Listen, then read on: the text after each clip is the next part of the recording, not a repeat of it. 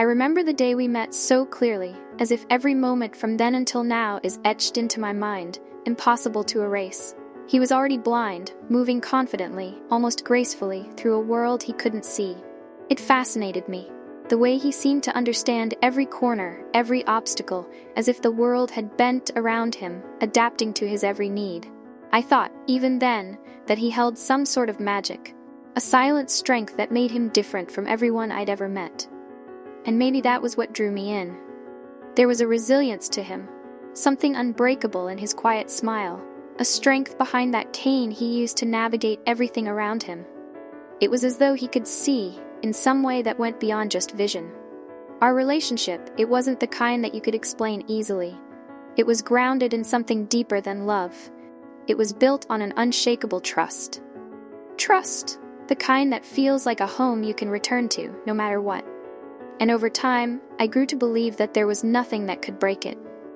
In some strange way, he completed me, and I thought I completed him, filling in the spaces his blindness left behind.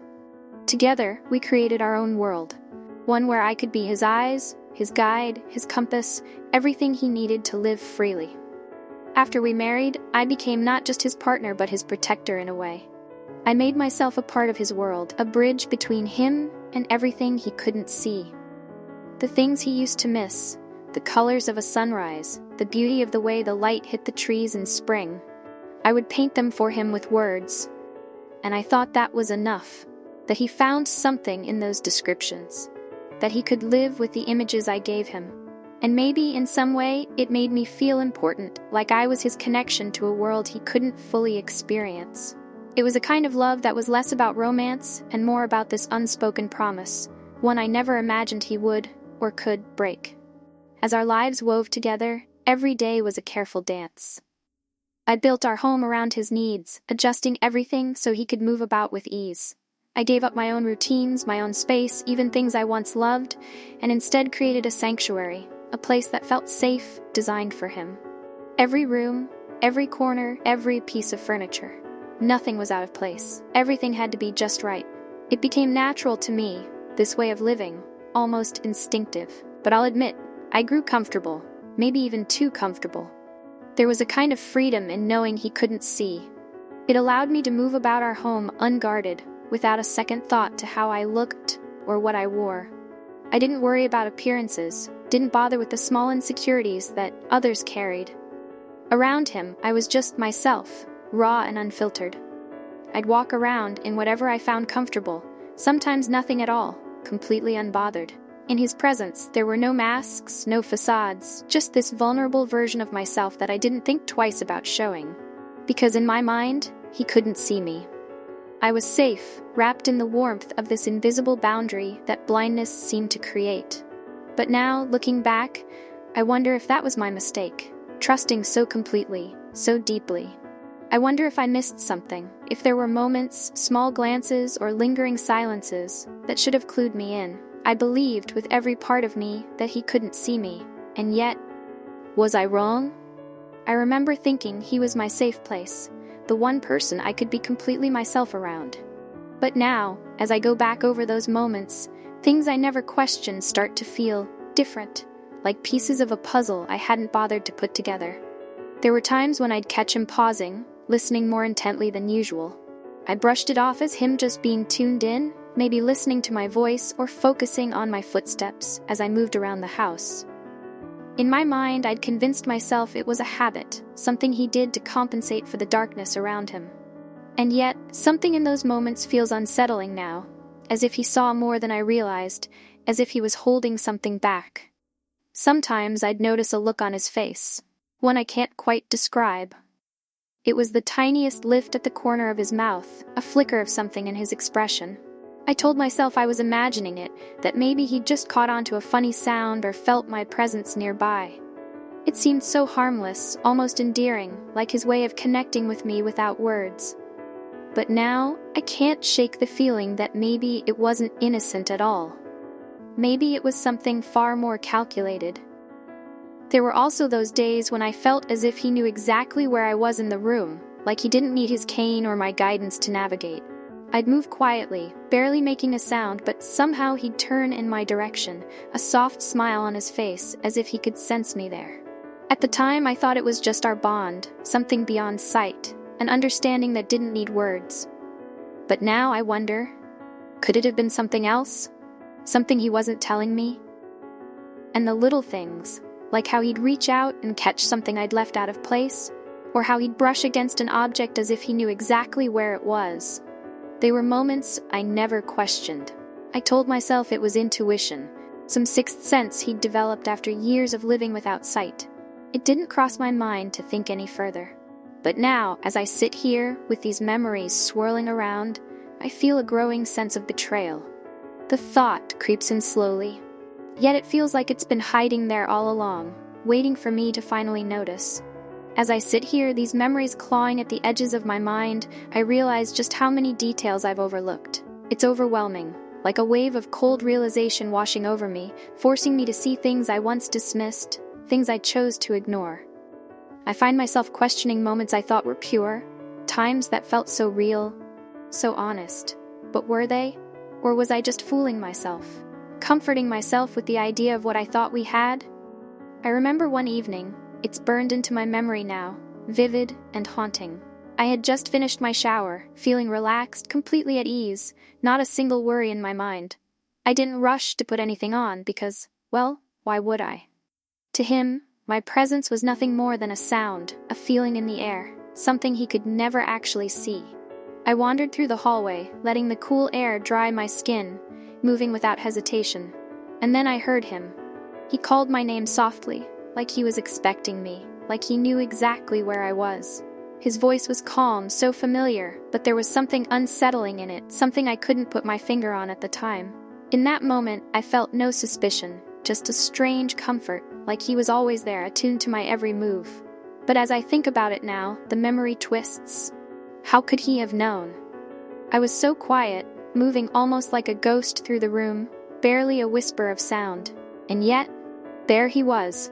His face turned towards me with a sense of certainty that doesn't make sense now. He turned his head so perfectly, as if his gaze met mine. But he was supposed to be blind. Blind. And yet, it was as if he could see me standing there. I'd laughed it off back then, but now I can't shake the feeling that it was more than just intuition. Then there was that time with the living room, when I decided to rearrange a few things, shifting a chair here, moving a table there, making the space feel new, more alive. I'd wanted to surprise him, give him a small gift of change in a life that so often felt like routine. But the next day, he commented on it immediately. "It feels different in here," he said, his hand brushing against the edge of a newly moved chair. "Did you rearrange this?" he asked, almost as if he could see the changes for himself. I laughed, touched that he'd picked up on it so quickly, assuming it was just his other senses compensating.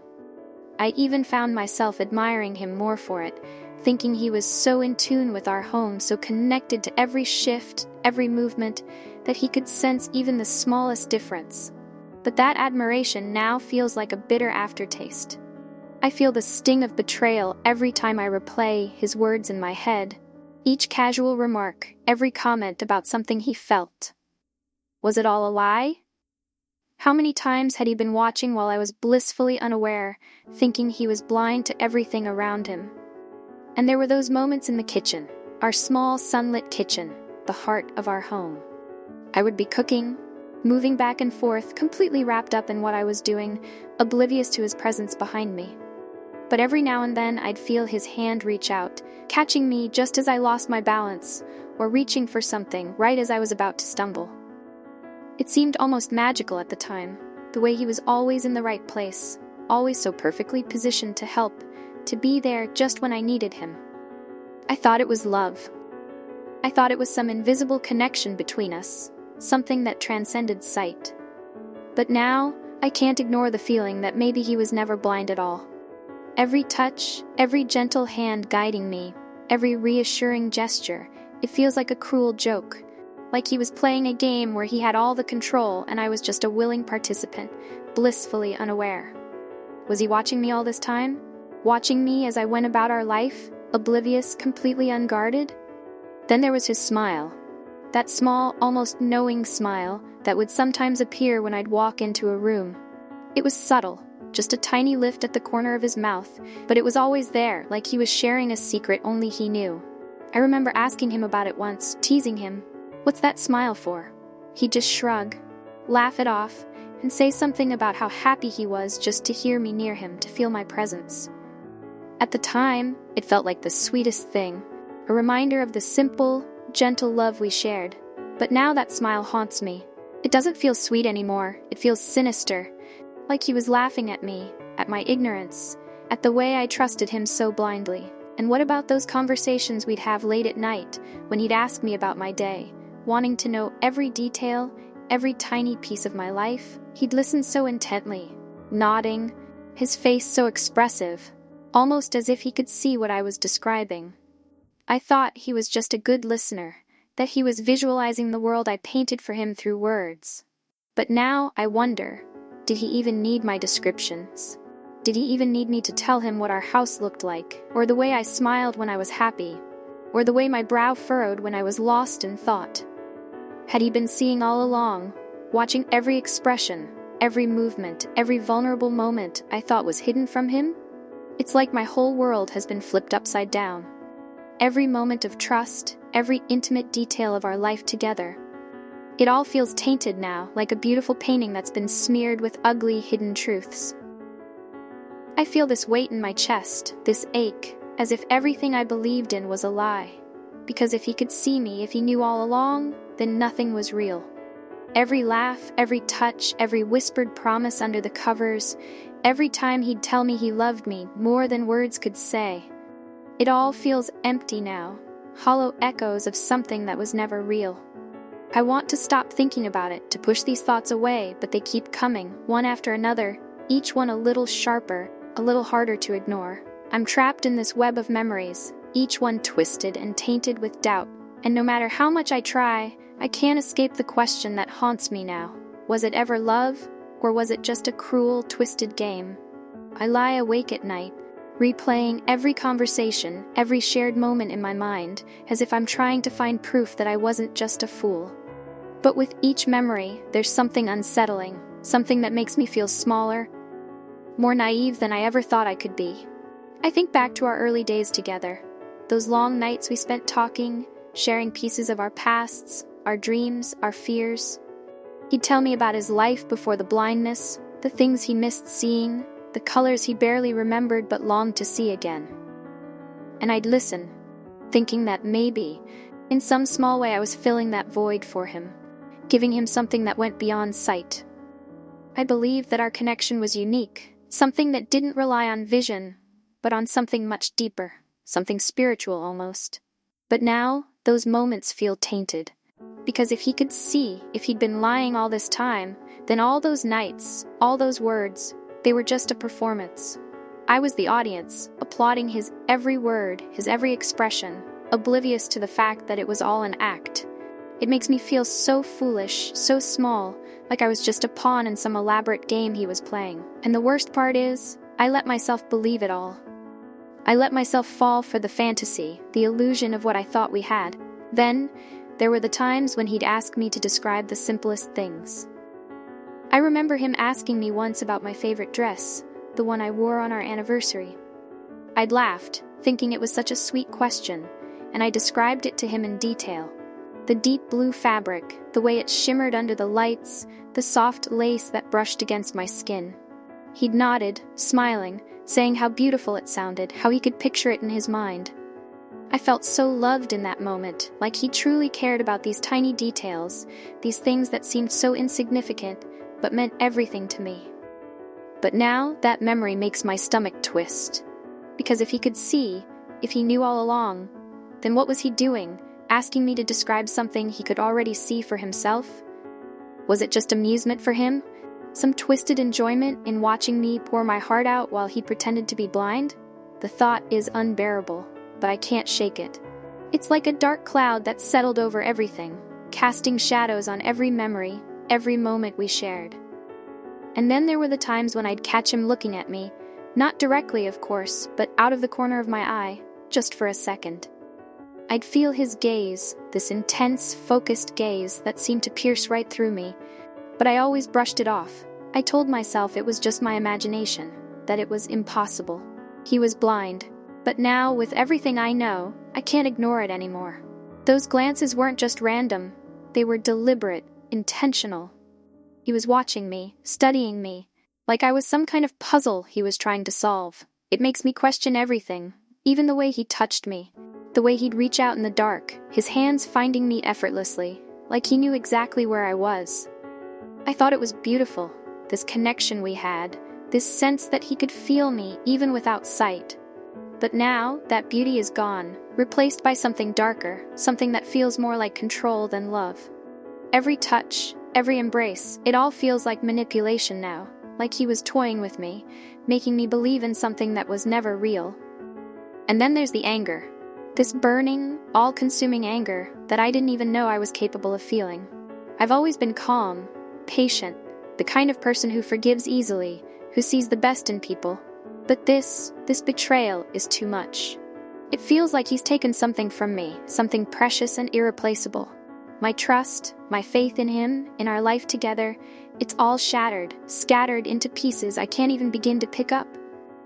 But what hurts the most is the humiliation. The idea that he's been watching me, seeing me in ways I never allowed anyone to see me. The thought of him seeing me, bare and unguarded, while I believed he was blind to it all, it's unbearable. It feels like a violation, like he's invaded my most private spaces, my most intimate moments, all without my knowledge, without my consent. I feel exposed, raw, like he stripped away every layer of protection I had, leaving me vulnerable and defenseless. I wonder if he enjoyed it, this power he held over me. Did he find satisfaction in watching me, in seeing me so comfortable, so trusting, while he held on to this secret? Did he laugh to himself, amused by my innocence, my blind faith in him? The thought is maddening, this image of him quietly laughing at me, at the way I trusted him without question. It makes my blood boil, this mix of rage and shame that I can't seem to shake. And yet, there's a part of me that still can't accept it, that still wants to believe that there's some explanation, some reason that makes sense. I want to believe that he loved me, that he wouldn't betray me like this.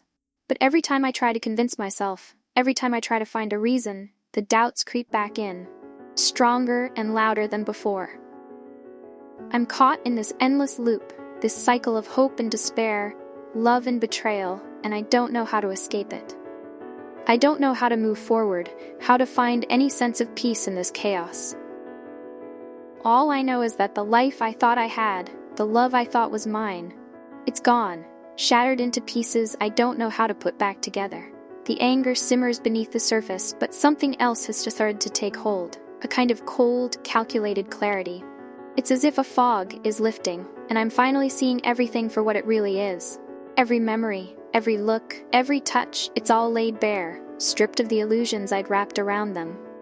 And as painful as it is, there's a strange relief in it, a freedom I never knew I needed. For so long, I'd believed I was part of this beautiful, tragic love story. I thought I was the woman who'd sacrificed so much for the man she loved, the man who couldn't see her but somehow knew her better than anyone else. I wore that role like a badge of honor, a part of my identity that I cherished and protected. But now I see it differently.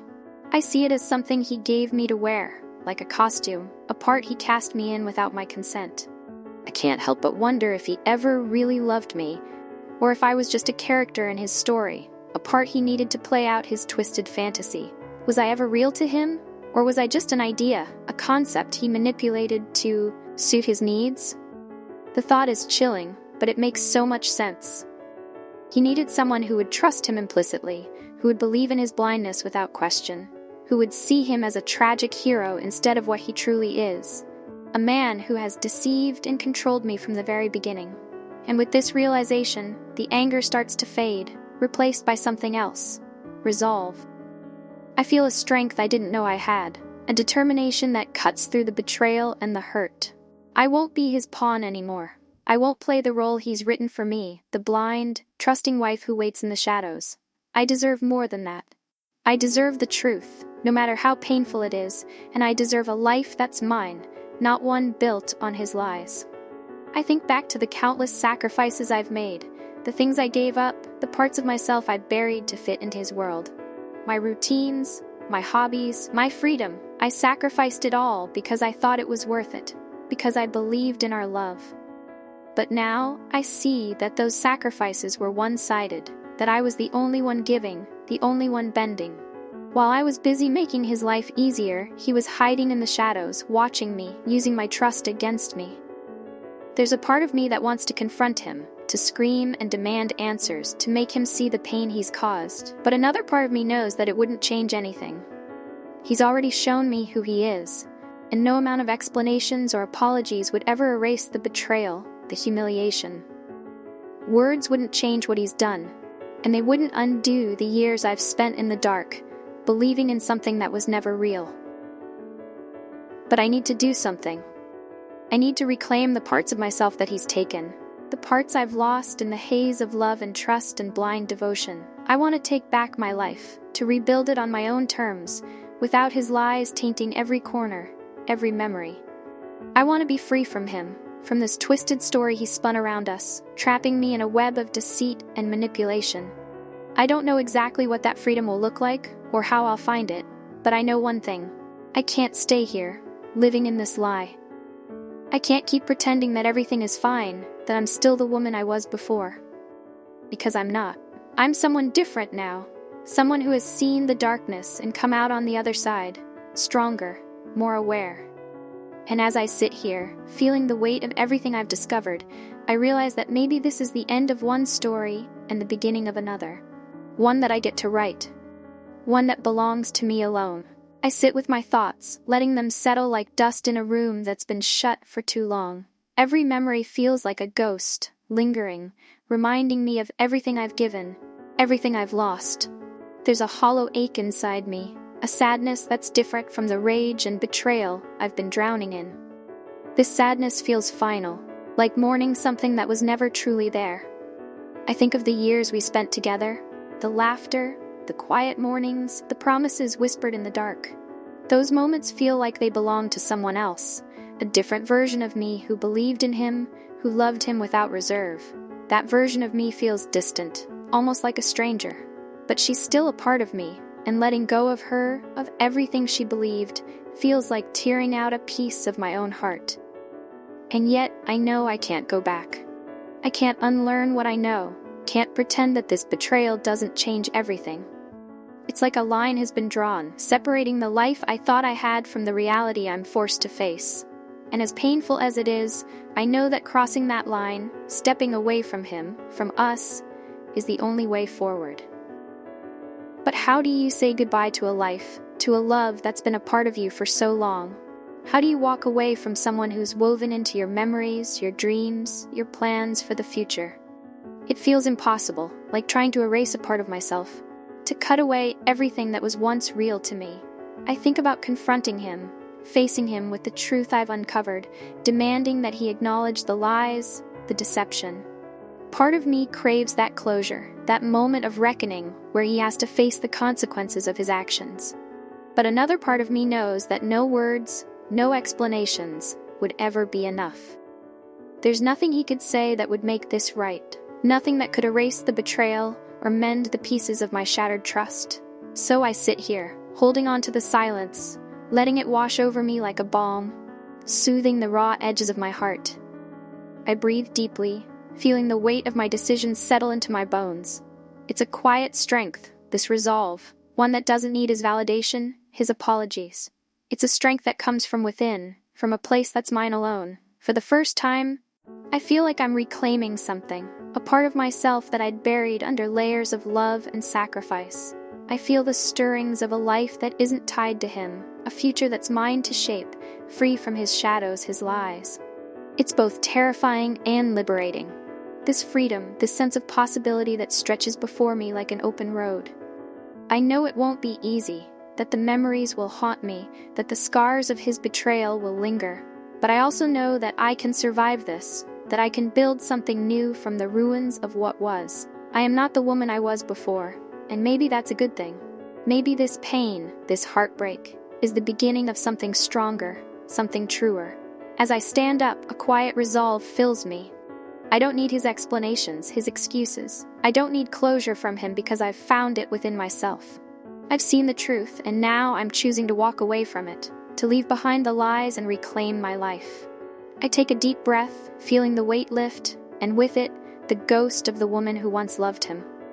I say goodbye to her, to the dreams she held on to, and step forward, ready to write my own story, one that belongs only to me. I move through the house slowly, taking in every room, every piece of furniture, every item that feels like it belongs to another life, a life built on something that's now gone. It's strange, this feeling of looking at the home I thought was ours and seeing it as a stranger might. Each corner, each picture, each memento, all reminders of a story that wasn't real. I used to feel so safe here, so secure in the life we'd built. Now everything feels foreign, like an illusion that's shattered, leaving only fragments behind. I linger over the things I once cherished, the little gifts he gave me, the notes we left for each other, the things that held meaning in a different time, a different reality. They're just objects now, remnants of a life that feels hollow, but I realize they don't hold power over me anymore. They're just echoes, memories that I'm ready to let go of. I don't need them to remember what we had, and I certainly don't need them to remind me of what I deserve. Standing in the living room, I feel a quiet peace settle over me, something I haven't felt in a long time. It's a peace that comes from knowing I'm choosing myself, that I'm stepping away from a love that wasn't true, from a person who didn't value my trust. And as painful as it is, there's also a sense of strength in it, a clarity that's been missing for too long. I know there will be days when the memories come back, days when I'll question myself, wonder if I could have done something differently, if I could have seen the truth sooner. But I also know that those thoughts won't hold me back, that they're just part of the process, part of the healing. I'm ready to face them, to accept them, and to let them pass, like waves that wash over, but don't drown me. For the first time, I feel like I have the power to shape my own story, to decide what comes next. There's a life waiting for me, a life that isn't defined by his lies or his betrayal. It's mine, untainted, a blank page where I get to decide every word, every choice, every moment. And that thought fills me with a strength I never knew I had, a resilience that comes from surviving something I thought would break me. I take one last look around, letting the memories settle, acknowledging them without letting them define me. I'm ready to move forward, ready to leave this chapter behind and step into a life that belongs to me alone. And with that, I walk out, closing the door on a life built on lies and opening myself to a future filled with possibility, with hope, with a strength that's all my own. The moral of Lily's journey is one of self-discovery and resilience. When faced with betrayal and deception, she learns that true strength comes not from others, but from within. Her story reminds us that trusting ourselves and finding courage in our pain can lead to healing, independence, and the empowerment to create a life free from lies. Sometimes, letting go of illusions and painful attachments is the first step toward reclaiming our identity and discovering our own worth. If you found Lily's journey powerful, take a moment to reflect on your own life. Are there places where trust and authenticity need to be reclaimed? Remember, it's never too late to choose yourself and create a life that honors your true worth. If this story resonated with you, please like, share, and subscribe for more stories that explore life's tough, transformative journeys. Let's inspire each other to embrace our strength and walk forward with courage.